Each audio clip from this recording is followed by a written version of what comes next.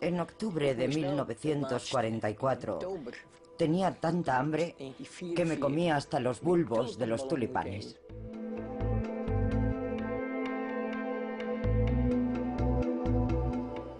El hambre no puede afectar a los genes,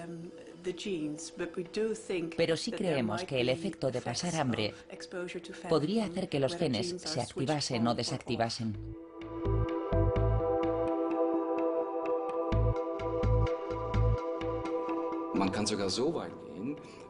Creo que se puede afirmar que la dieta y la actividad enzimática influyen enormemente en la activación o desactivación de los genes.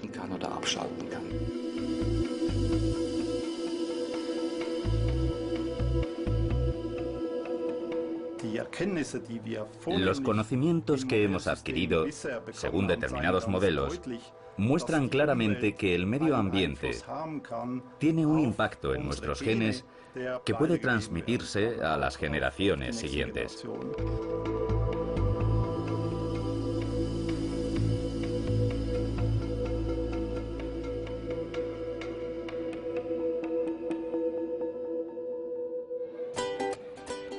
Todo el mundo sabe que la comida y la bebida son necesarias para la mente y el cuerpo, pero la mayoría de nosotros no sabemos en qué medida afectan a nuestra apariencia y a nuestro comportamiento. La comida no solo nos sacia, sino que afecta a nuestros genes.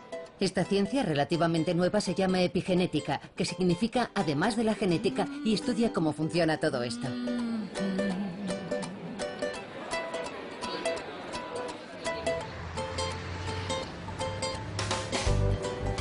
Anabel y Gemma Molero de Barcelona son gemelas idénticas. Tienen exactamente los mismos genes, por eso son ideales para averiguar los cambios que los humanos experimentan durante su vida en función de sus hábitos.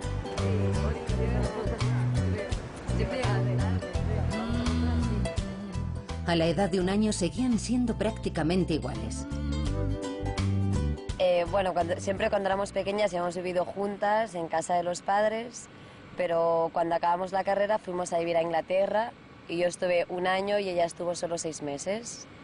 Y luego tú te fuiste a México, estuve 4 meses viviendo en México y también ahí nos separamos.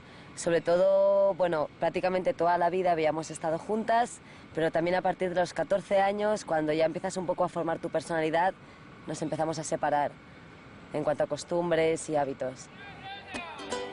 Vivir en lugares diferentes implica también llevar distintos estilos de vida. Hoy es fácil distinguirlas, ¿pero por qué? Sus genes, responsables de su apariencia, siguen siendo los mismos durante toda la vida. Sus hábitos alimenticios dan una primera pista. Mi alimentación realmente no está muy cuidada, no es muy saludable. Intento comer de todo, pero hay muchas cosas que no me gustan, muchas cosas que tengo alergia y no puedo comer. Entonces, sobre todo, como mucha pasta y como bastante carne. Bueno, lo que pasa es que yo hago bastante deporte, entonces intento cuidar mucho mi alimentación, como muchas verduras, muchas frutas. Creo que tengo una dieta bastante equilibrada. Además, a mí me gusta cocinar. Es evidente que la calidad y la cantidad de comida moldea el cuerpo, pero ¿en qué medida es permanente ese impacto en la persona y en sus genes?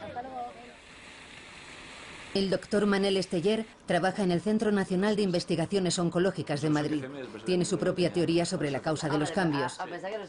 Toma muestras de saliva que contienen el ADN de las jóvenes. Sus genes siguen siendo idénticos, pero algo ha cambiado.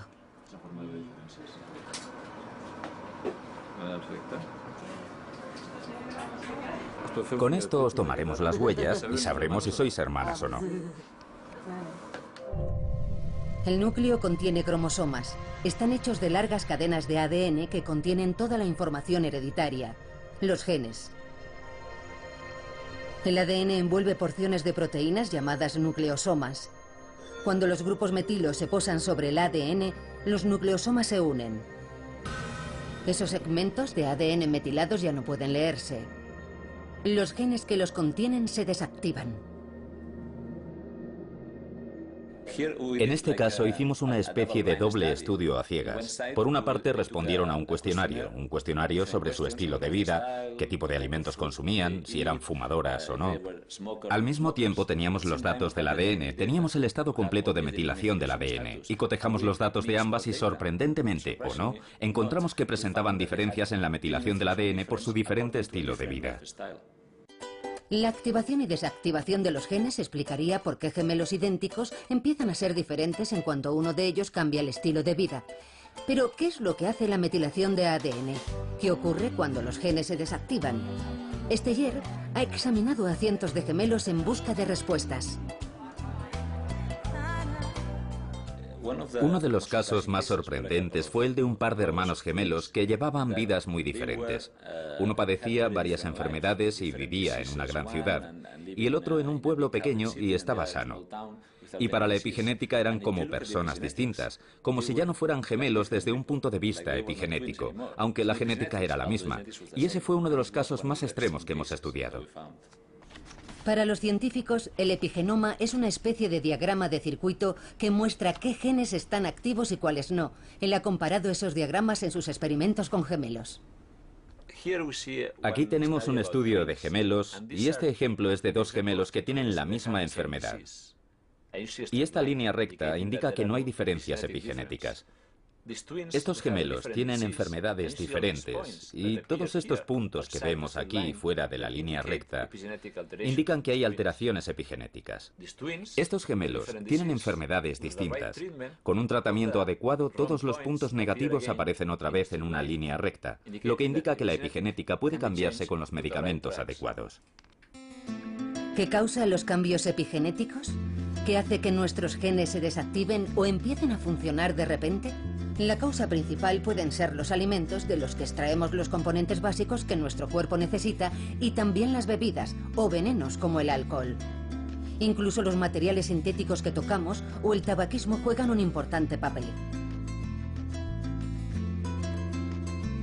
Los rayos ultravioleta del sol y las hormonas del estrés tienen una influencia epigenética. Las influencias de nuestro estilo de vida son básicamente lo que activa y desactiva nuestros genes y nos hacen lo que somos.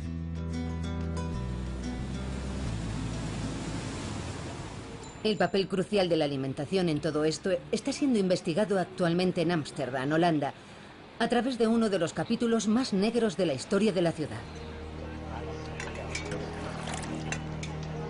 En el invierno de 1944-45, las fuerzas alemanas de ocupación bloquearon el suministro de alimentos como castigo a los holandeses. De pronto se quedaron sin apenas comida. Murieron miles de personas. El bloqueo duró casi 6 meses. Los niños y las mujeres embarazadas resultaron especialmente afectados.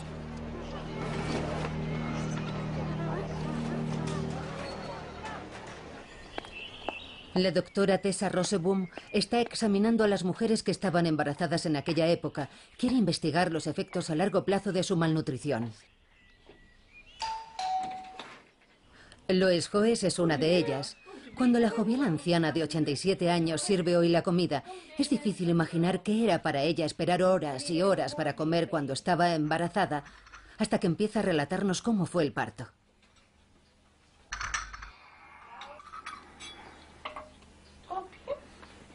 Ik denk dat we dat even kunnen laten staan. Nou, ze hebben me eerst 3 dagen op enkeld water laten liggen. Antes del alumbramiento, me envolvieron en sábanas mojadas durante 3 días, porque tenía una infección renal. Intentaron provocar el parto para que mi hijo naciera antes. Las contracciones eran muy fuertes y tuvieron que atarme porque daba golpes a causa del dolor. Durante unos cuantos días estuve ciega y no podía hablar. La lengua me colgaba por aquí. Eso es todo lo que recuerdo. Fue horrible.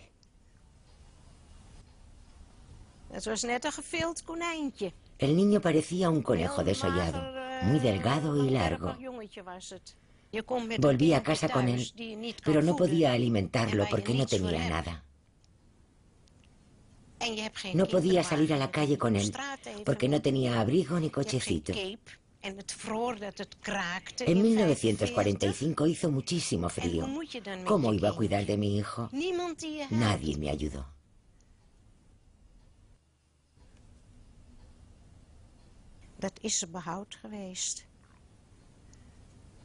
Es terrible tener que desprenderte de tu propio hijo.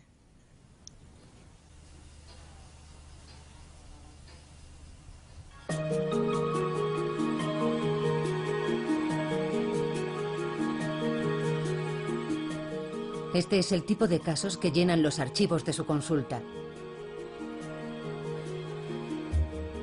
Las llamadas telefónicas y los meses que ha pasado revisando documentos le han dado la oportunidad de realizar un estudio único.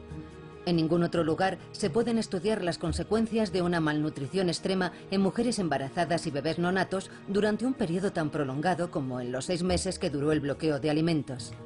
Cientos de mujeres de diferentes extractos sociales y sus hijos resultaron igualmente afectados. Todas dieron a luz en el Hospital Wilhelmina. Tenemos el registro de los nacimientos de niños nacidos en Ámsterdam, en el Hospital Wilhelmina, en la época de la hambruna, antes, durante y después de la hambruna, y los hemos seguido hasta la madurez. Hemos estudiado su estado de salud y los hemos comparado con quienes sufrieron hambre durante el embarazo y con los que nacieron antes o fueron concebidos después de la hambruna. Roseboom ha dado con varias generaciones de la familia Fafiani. La científica ha interrogado durante horas a madre e hija sobre el invierno de la hambruna y las décadas siguientes.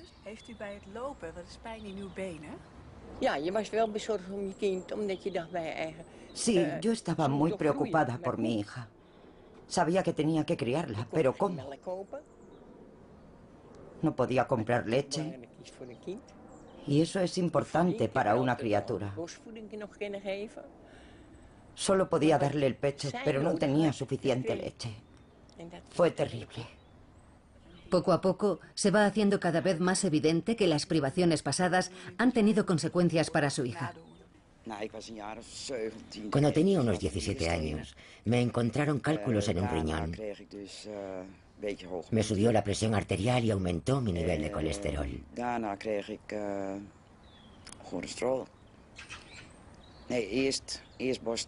No, primero tuve cáncer de mama y luego me subió el colesterol. Toda mi vida he tenido problemas de salud. El hecho de tener mala salud le ha hecho pensar en una explicación. No tengo explicación para ello.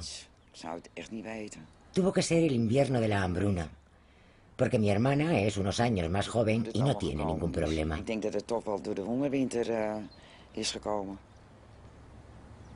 Ni mi hermano tampoco.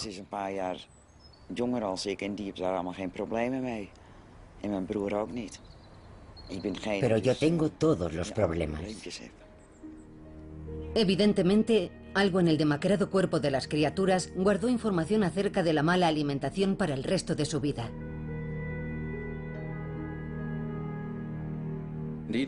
Lo interesante fue observar que las personas que nacen con poco peso, que son pequeñas al nacer, tienen un riesgo muy alto, más alto de desarrollar enfermedades durante su vida, como la diabetes tipo 2 y enfermedades cardiovasculares. A esto lo llamamos enfermedades del adulto programadas por el medio ambiente.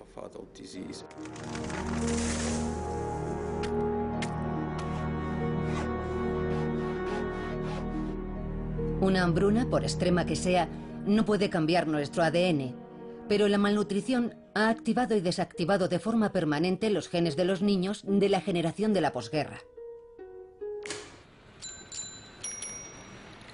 Produjo una extraña reacción en la naturaleza, cuyos efectos son evidentes todavía.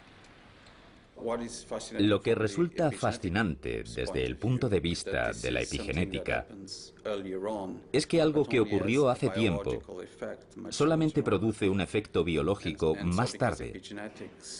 Y eso se debe a que la epigenética confiere memoria a las células, en las que deja marcas muy estables. Y unas décadas después pueden propagar esa memoria de los primeros años de vida. Los dramáticos efectos que pueden tener los genes desactivados por los alimentos se pueden ver en estudios